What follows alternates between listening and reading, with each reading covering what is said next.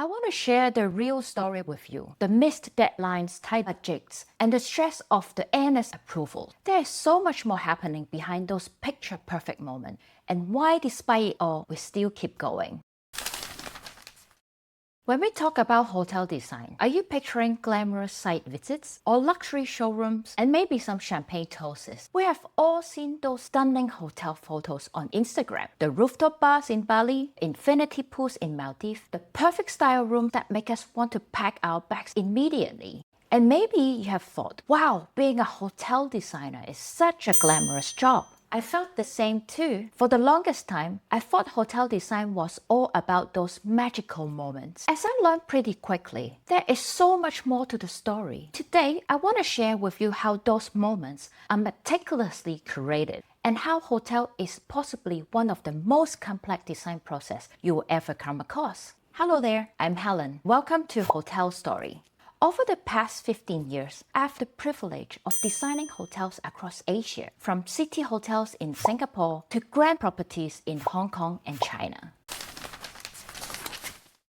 Let's start with what's absolutely true. Hotel design can be incredibly sophisticated and inspiring. We do get to travel to amazing places and work with luxury materials, and see our design come to life in spaces where people make memories that last a lifetime. There is something magical about walking into a lobby you designed and watching someone's face light up, or knowing that a couple might have had their first date in the restaurant you helped create. And yes, sometimes there are glamorous moments, the award ceremony, the industry events, the satisfaction of seeing your project featured in design magazines. I remember the opening night of a city hotel I designed in China. Seeing the guests walk through the lobby for the first time, watching them take photos of the featured art installation we have spent months perfecting. That feeling never gets old. The opening party was filled with celebrities. Everything felt absolutely magical. Well, that's the thing. That's only 5% of what we actually do in a project. That opening night represents a few years of work that no one in that room would see. According to industry reports, the average hotel development timeline is about 3 to 5 years from concept to opening. In Asia's fast-growing economy, timeline can be even shorter. During the project, designers are juggling hundreds of decisions and countless challenges that never make it to the glossy magazine. The other 95% of our day-to-day work,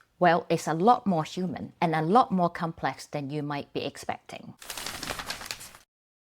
Hotels aren't just tasteful spaces. They are incredibly intricate operations that need to work perfectly for guests, staff, and owners, sometimes 24/7 for decades. What does that really look like? Imagine trying to coordinate an orchestra where all musicians speak different languages. That's what it's like working with different consultants, contractors, owners, and operators in one hotel project. Think about a mock-up guest room. Designer wants to feel tasteful and high quality with intricate details and various finishes. The operator needs easy housekeeping access and durable materials. The owner wants maximum revenue and minimum maintenance cost. The brand has specific standards for everything, from bed height to bathroom layout. There are also local regulations and safety codes that are completely changing your design vision. Some last-minute budget adjustments that require creative solutions. Those are the balance we need to make.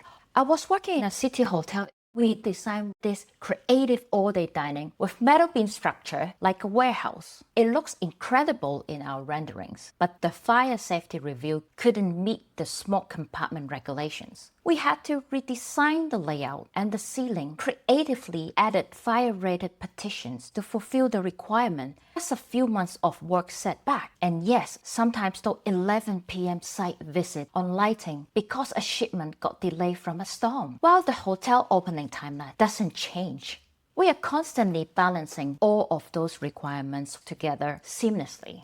What experience we are delivering to the guests, what operation needs to run efficiently, and what owners are actually budgeted to build.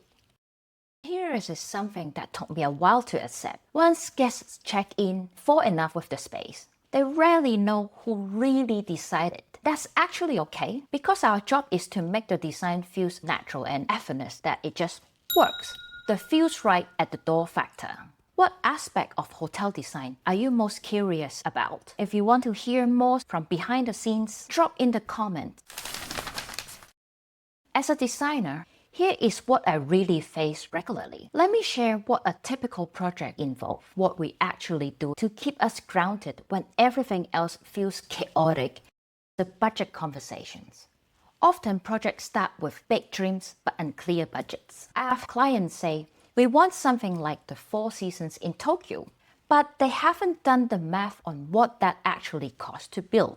We have spent weeks building that beautiful vision, putting together the presentations and then renderings, only to discover it needs to be completely reimagined for the cost at the conceptual stage. Another one happened on a recent ballroom renovation in India. The client wanted this romantic crystal light spread across the ballroom ceiling. The crystal to fill one ceiling module cost close to $500,000. When we got to the budget reality, we have to find a way to create that same impact with much smaller budget for the entire ballroom. It has taught me to have those honest budget conversations, or at least some sense of the expectation up front, not to limit creativity, but to channel it more efficiently. The time pressure. From initial concepts to final construction, everything feels urgent. Hotel owners are losing potential revenue every day their property isn't open. There is constant pressure to move faster, design quicker, approve sooner. The prototype and the sampling phase is especially intense. That's where your paper design become real projects, and every detail matters. I remember one project where we had to review and approve all the furniture pieces and materials in a specialty restaurant in a single week. Each one required checking dimensions, materials and finishes, and the manufacturing quality, while juggling a few projects at different stages. It's not just the design work. There are shop drawings and production reviews, brand standard reviews, contractor coordination calls, and client presentations. Some weeks, I feel more like a project manager than a designer. Thirdly, staying true to the story. With so many voices in the room, it's easy for a designer to lose his soul. I have this lesson the hard way on a resort project on the outskirts of Shanghai. We started with this inspiring concept driven by the natural scenery of the town that is known for retreats of Shanghai residents. It's got warm wood, natural texture, gentle lighting. By the time we got through all the owner's input, it had become this cold contemporary spaces that looks like every other international resort. We have lost the design character that made it special. That's why I always have these two things close by to stage the story. First, the design standard manual. That's our Bible for all the technical guidance to get things approved operationally. Second, our approved concept presentation right from the start. That's the narrative that everything starts from. It's the heart of what we are creating. These keep us grounded when everything else feels chaotic. If life is this challenging in hotel design, why do we keep doing what we do?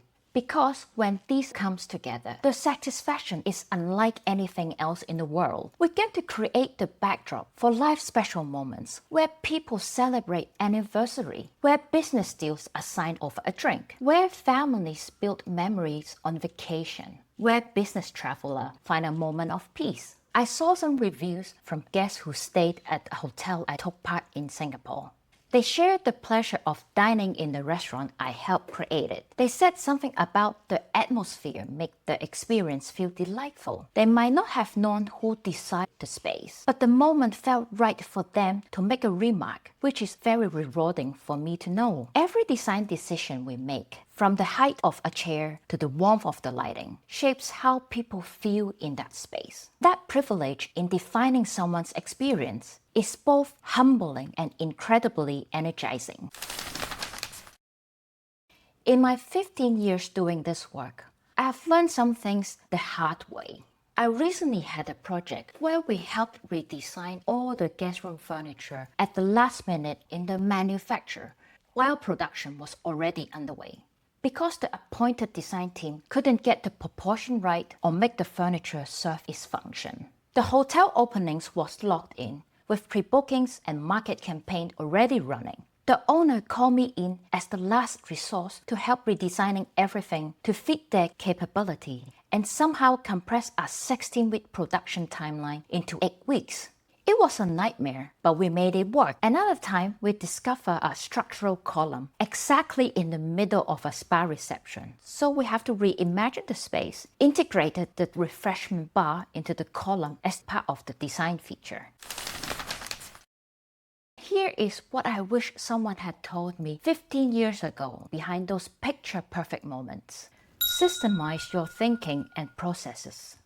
Have your own template checklists. Standardize your design and thinking processes. And have regular progress meetings with your team. It isn't design or creativity, but it will save you your sanity and help you deliver much better work. These boring tools are what will empower you to focus your creative energy where it matters most. And most importantly, you need to genuinely care and enjoy creating experiences for people. That passion will carry you through the tough days. Remember, you are not just making spaces looking beautiful. You are designing how people live, interact, and feel. The real story behind hotel design. It's not always glamorous, but it's always human. Every project teaches you something new to solve, new specialists to collaborate with, and what it means to create something that serves others. Next week, I will debunk the design career myth that's blocking your success. You don't need to be an architect. Click the bell so you won't be missing out. This is Hotel Story. I'm Helen Sweet. I'll be with you on your hotel design journey.